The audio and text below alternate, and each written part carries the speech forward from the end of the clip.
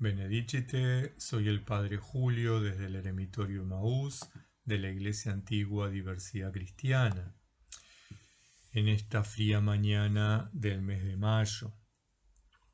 Continuando con la temática de la ascesis monástica y dando respuesta a algunas consultas que nos hicieron la semana pasada, vamos a introducirnos en la temática del ayuno. En nuestros días ayunan los atletas para mejorar su rendimiento físico, los hombres y las mujeres que buscan mejorar su peso o mejorar su silueta, obtener una mejor calidad de vida. También, con una finalidad reivindicativa, ayunan los políticos y los sindicalistas y los militantes sociales. A este tipo de ayuno se le denomina huelga de hambre. Pero a nadie se le ocurriría ayunar para obtener el control sobre su cuerpo o para mejorar su espíritu o para ser mejores personas. En la antigüedad y en la tradición monástica no es así. Las monjas y los monjes ayunaban para mejorar como personas, para controlar su cuerpo. Iniciamos esta presentación con el fundamento bíblico. Debajo del video van a aparecer los textos bíblicos para que ustedes puedan consultarlos, leerlos, orar con ellos, encontrarse con la palabra de Dios que nos convoca, tanto en el Antiguo como en el Nuevo Testamento, a la práctica del ayuno. En el Antiguo Testamento hay dos razones por las cuales ayunar. En primer lugar, para preparar el encuentro con Dios, tal es el caso de Moisés y Elías. Nos relata el libro del Éxodo que Moisés estuvo 40 días y 40 noches en presencia de Dios sin comer pan ni beber agua. Igualmente, el primer libro de Reyes da cuenta del ayuno del profeta Elías, que caminó durante 40 días y 40 noches hacia la montaña de Dios sin comer ni beber. En segundo lugar, el ayuno tiene un rito penitencial con la finalidad de obtener el perdón de Dios. Tal es el caso del ayuno de expiación que se relata en el libro de Levítico, remitiéndonos a la infidelidad del pueblo en relación a la alianza sellada con Dios. En esta línea se narran los ayunos de Judith, Esther, Tobías, los ninivitas, David, etc. En ambos casos se trata de debilitar el cuerpo y el espíritu con la finalidad de reconocer la infidelidad e implorar el perdón, o bien, por medio del dominio voluntario de las potencias biológicas, disponernos al encuentro con Dios. En el Nuevo Testamento, la práctica del ayuno no desaparece, sino que se renueva, asignándole un papel fundamental, tanto en la iluminación como en la santificación. El Señor Jesús, que se prepara durante 40 días y 40 noches de ayuno para su ministerio que culminará en la Pascua.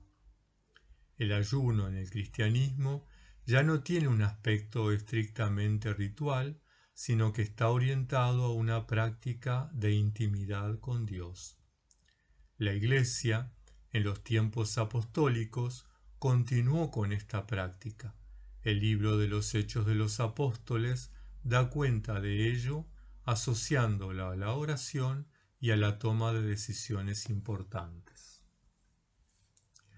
El Nuevo Testamento recoge la enseñanza del profeta Isaías sobre la hipocresía en la práctica del ayuno, pero la gran novedad es que no es normativo para los discípulos tal como lo era para el judaísmo, quedando librado a la libertad de cada persona. al menos mientras Jesús esté con ellos. Veamos brevemente la práctica del ayuno en la patrística. La Iglesia, entre otras prácticas, hereda del judaísmo el ayuno, pero incorporándole la impronta evangélica. La Didaché, escrita probablemente hacia la segunda mitad del siglo I, invita a los cristianos: orad por vuestros enemigos y ayunad por vuestros perseguidores. Igualmente, prescribe para los catecúmenos que ayunen antes del bautismo. El que va a bautizar, el que va a ser bautizado y las demás personas que puedan hacerlo. El Pastor de Hermas, escrito probablemente hacia la primera mitad del siglo II, asocia el ayuno a la limosna. Dice así: el día que ayunes no tomarás nada salvo pan y agua, y calcularás el precio de los alimentos que habrías comido, y lo separarás para dárselo a una viuda, a un huérfano o a un indigente. Arístides de Atenas, en sus apologías, defendiendo la fe cristiana, escribe hacia el siglo II: si hay alguien entre ellos, es decir, entre los cristianos, un hombre pobre y necesitado y no tiene suficiente recurso como para asistirlo, ayunan 2 o 3 días para poder dar al pobre el alimento necesario. Orígenes de Alejandría, escritor y teólogo cristiano que vivió entre los siglos II y III, escribió: bienaventurado el que ayuna con la finalidad de alimentar al pobre.